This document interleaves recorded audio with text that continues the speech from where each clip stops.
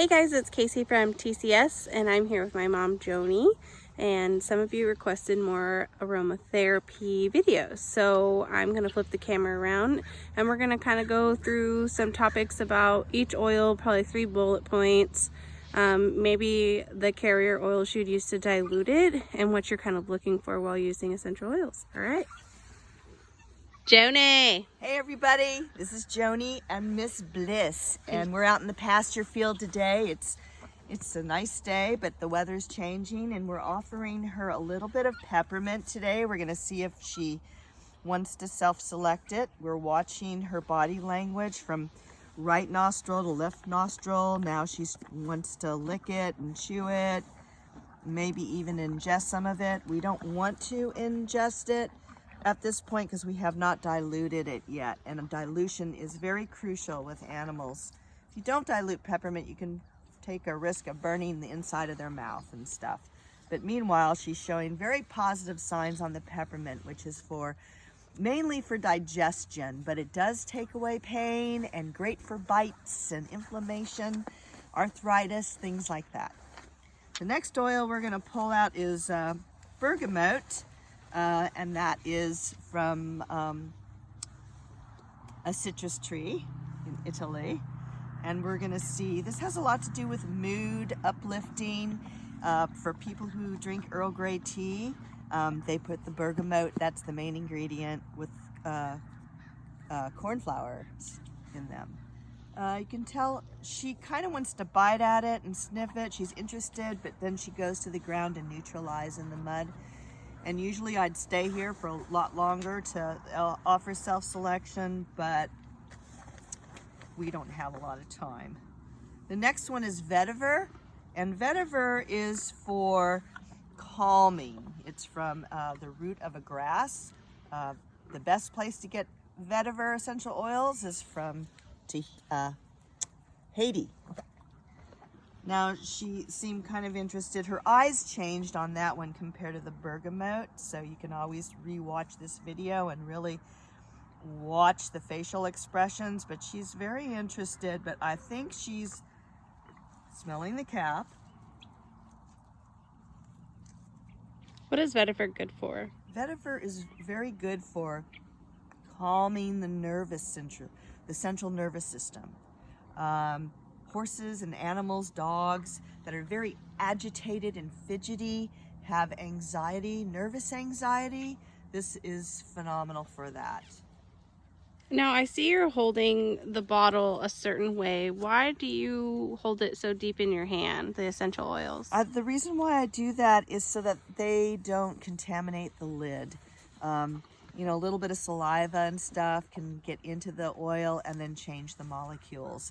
I've seen a lot of people on the web demonstrate using essential oils, and they let the horses lick the bottles and the whole thing. And to me, in my practice, it's you're changing the molecules, and you're paying a lot of money for essential oils. So I would think you'd want to protect them so they can be very therapeutic and do their job. Amazing. Now, you have 3 oils. I think Bliss is going to go rejoin her buddy Annie. You have 3 oils there. Which one would you maybe pair up for carrier oils? Well, they all need carrier oils, but if I was going to use peppermint, I would want to use a carrier oil that's light, like sunflower oil. You could put it in, or virgin coconut oil that they could ingest the essential oils with. And what you'd want to do is use 1 drop of the peppermint oil to like 1 tablespoon of the carrier oil for them to lick it off your hand. What about the bergamot? The bergamot I would not use internally with the animals, but topically. And depending on your goal, what you're working with, I would probably use jojoba because it doesn't leave a greasy film on their hair, and it absorbs really fast for an animal. So that's kind of a really nice carrier oil to use for animals. And then the last one, Vetiver. Vetiver. Now, Vetiver can be ingested, and you can use it with grapeseed, coconut oil, hemp, flaxseed, any of those really good nutritious oils. Those carrier oils help bond with the essential oil, and it literally carries it through the body. And the carrier oils have so many vitamins and minerals in them that you can use it as a synergy to really boost those essential oils and get the richness out of your therapeutic session.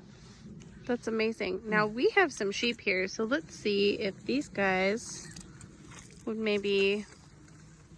Okay. Now, do you think the sheep are going to give you the same signs as horses? They have different body language. There's some licking there. That's a positive sign, actually, for sheep. And that's a way of smelling and stimulating their salivary glands. Thelma back here wants a whiff, but she's always the slow. She's the shyest of them all. We might get her licking too. She's very interested in the peppermint more so.